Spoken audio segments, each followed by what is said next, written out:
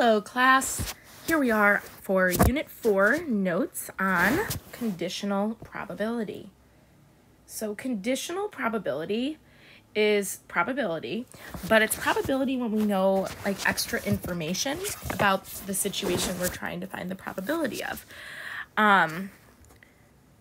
So if I know something extra, it might affect the chances of something happening, if that makes sense. So conditional probability is the probability that event A occurs given the fact that event B has for sure occurred. So here's an example. What's the probability that a person voted for Obama if they are a registered Republican?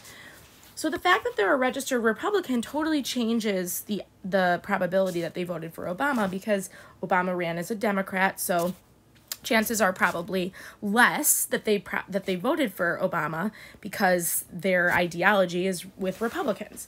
So that is what we mean by conditional probability. Another example is, what is the probability that you draw an ace for your 5th card in poker if you already have 2 aces in your hand? If you already have 2 aces in your hand, the probability is going to completely change. So that is conditional probability. And there's a formula to calculate conditional probability, and it looks like this. This bar means what's the probability of A. This bar means given event B. Okay, and here is the formula. It's the probability of A intersect B over the probability of B. So it's a little confusing. You are going to have to memorize this. I think of this as A and B, both simultaneously happening. Okay, it doesn't mean to multiply, so that's why I don't love to use the word and, but it just means the probability of events A and B simultaneously happening. So it's technically an intersection. And then I always remember that the second probability is the one that goes on the bottom of the fraction. It sounds more difficult than it is. Let's talk about the first problem. I copy and pasted the picture of the sum of the die rolling into the notes. So if you want to pause and do that yourself, you can do that. It says a pair of dice is rolled. Find the probability that the sum is 5 given their sum is less than 6. So we know for a fact that their sum is less than 6. So it's one of these. So given that fact, what's the probability that it's actually a 5? Okay, so the probability that the sum is 5 given that the sum is less than 6. And it doesn't say less than or equal to, it says strictly less than, so we don't include the number 6. So if we do the formula looks like this. What's the probability that the sum is 5 and it's less than 6 over the probability that the sum is less than 6?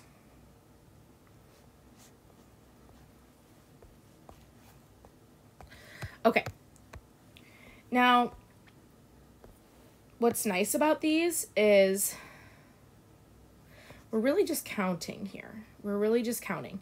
The sum is less than 6. How many outcomes were there for that? 1, 2, 3, 4, 5, 6, 7, 8, 9, 10. There was 10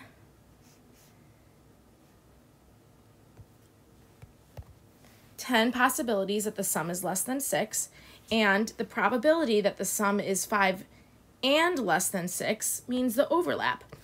Guys, every sum that's 5, I hope we can agree, is less than the number 6.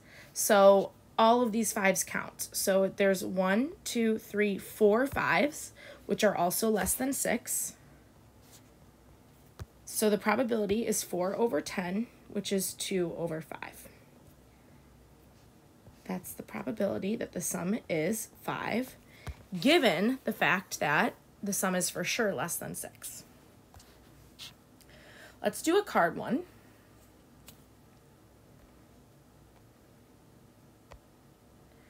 So this says, what is the probability of drawing a face card if you know the card is a diamond?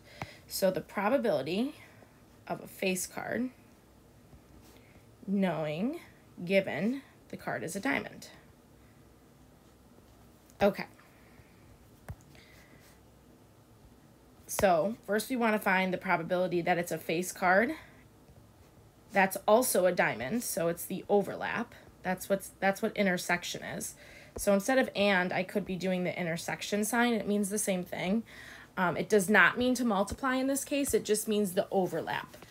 Okay, and over the probability of the second one is what goes on the bottom. So the probability of just being a diamond. Well, for the diamond, there's 52 cards. That's wrong. For the diamond, there's 13 total diamonds. There's 52 cards, but 13 total diamonds. And then how many face cards are also diamonds? Let's see. Face cards that are diamonds, there's 3 of them. So the answer here, the probability of having a face card that's a diamond is 3, and the probability of the diamond itself is 13. So 3 out of 13. Now, somebody asked a great question when I first started teaching this. They're like, but wouldn't the probability for the face and the 13, I'm sorry, for the face and diamond be 3 out of 52? That's true. The probability that we have a face that's also a face card that's also a diamond is actually 3 out of 52 cards. And then the probability that I have a diamond is 13 out of 52. So if I take 3 out of 52 and I divide it by 13 out of 52, well, when I divide fractions, I flip and multiply. The 52s will always cancel, and I'll end up with this, which is exactly what I got. So I'm actually taking a shortcut here. So if you're confused why I'm not making a fraction on a fraction when I'm talking about probability, it's because I'm actually taking a shortcut. Technically, this is how we're supposed to be doing these problems. But since every time you're going to flip and something's going to cancel, we kind of just take the shortcut like, how many face cards are also diamonds? 3. How many diamonds are there? 13. Well, the 52s will cancel, so here's what the probability is. Okay. Hopefully that makes sense. Number 4 says, what is the probability of drawing a king if you know it's a red card? So I am skipping around for the video to save time. You will try the other problems on your own and check my key.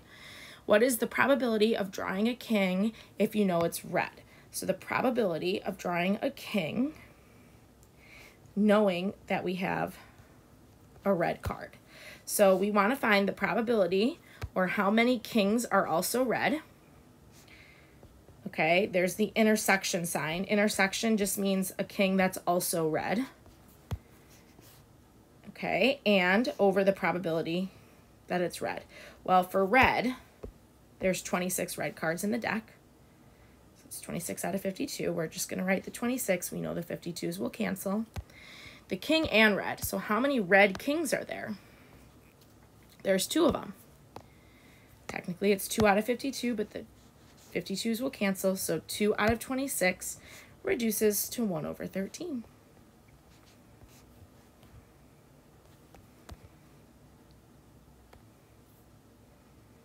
Okay.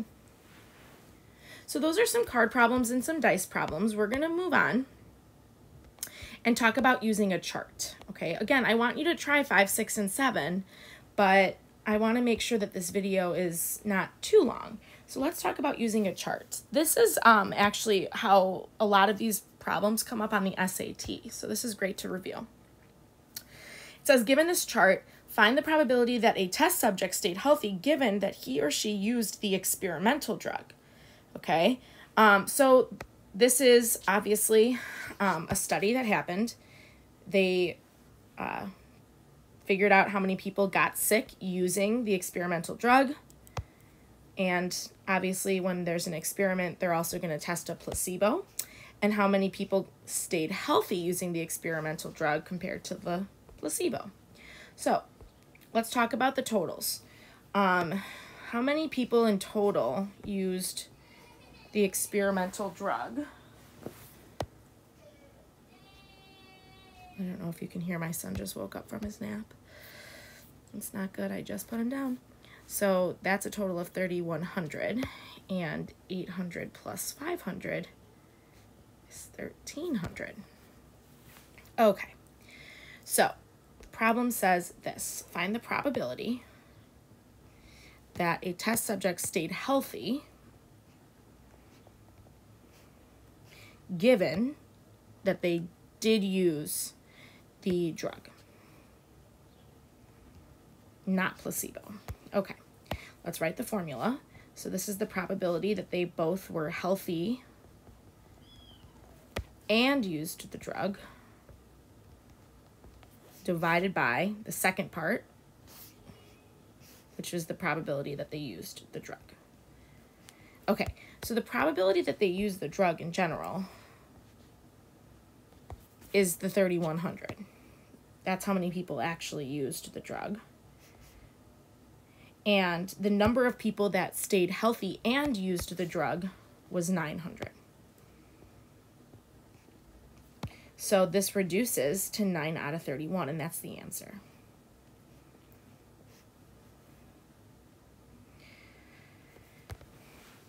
All right, so that's how we use a chart. Let's do another one with a chart.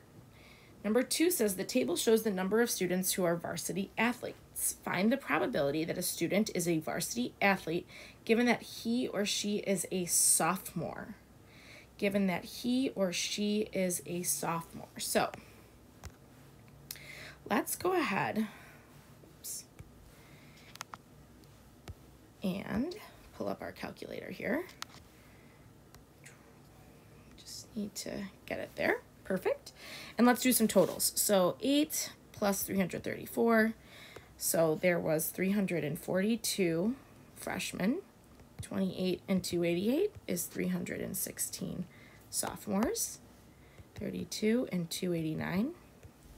I actually don't really need all of this information, but I'm just going to add everything up just to have it. Depends on what the question's asking. So there's the total. So now I know the total number of freshmen, sophomores, juniors, and seniors, and then who was on varsity compared to non-varsity. We'll come back to the calculator in a minute. It says, find the probability that a student is a varsity athlete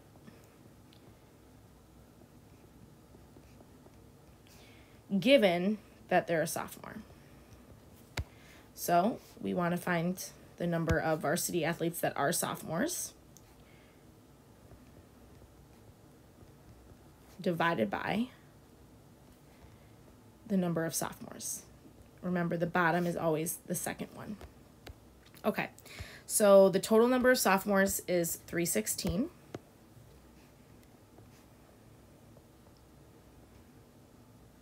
And how many kids were on varsity that are sophomores, oops, those are non-varsity, is 28.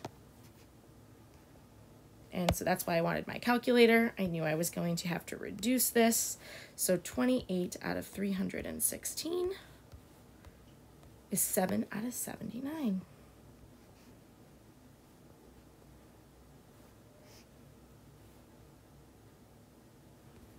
Okay, conditional probability. There is a day 2 of notes. I'm actually going to do 2 problems from it just to give you guys a variety, but I definitely want you to go back and fill in these gaps. So this is the last part I'm going to do, and this one's just a little more complicated because of the percentages. So it says a class of 100 students, 70 of which are boys, 70% of the boys are involved in sports, while 40% of the girls are involved in sports. And then it says answer the questions that follow. So it says if the student chosen is a boy, then what's the probability that he's involved in sports? So we are looking for the probability that they are involved in sports given it's a boy. Okay, here's the thing. They gave me percentages. So I know that there's 70 total boys, and I know that 70% of those boys are in a sport, but I have to calculate what that means.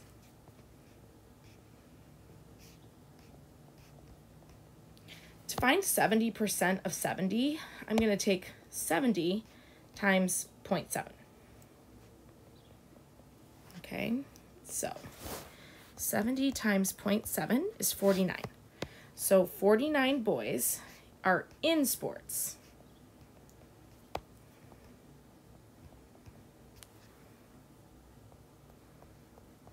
Which means 21 boys are not. So this is actually the data that I care about.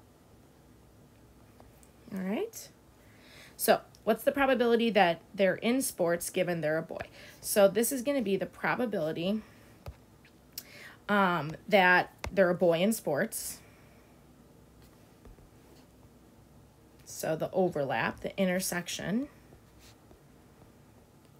over just the probability that it's a boy in general.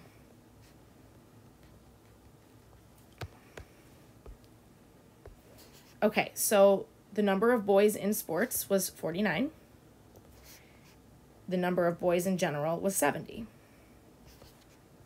Now again, technically, this is 49 out of 100 total students, and this is 70 out of 100 total students. But again, those 100s would cancel, which is why I can just take this shortcut. So I hope that makes sense. Let's reduce this. They're both divisible by 7. This reduces to 7 out of 10.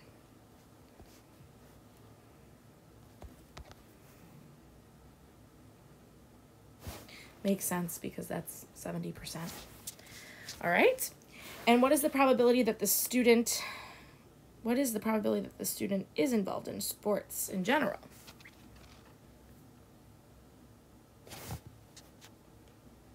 Oh, okay. So this is actually not a conditional probability question. I had to think about that for a second. Well, I know that there's 49 boys in sports. How many girls are in the sports? Let's see. So if there's 70 boys, that means that there's 30 girls, and 40% of those girls are involved in sports. So I'm actually looking for 40% of the 30 girls that they polled. So 30 times 0.4 is 12.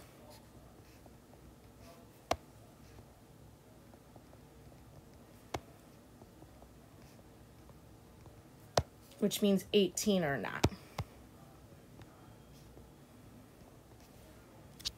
Okay, so this is just saying what's the probability that a randomly selected student is involved in sports. So this is not conditional probability.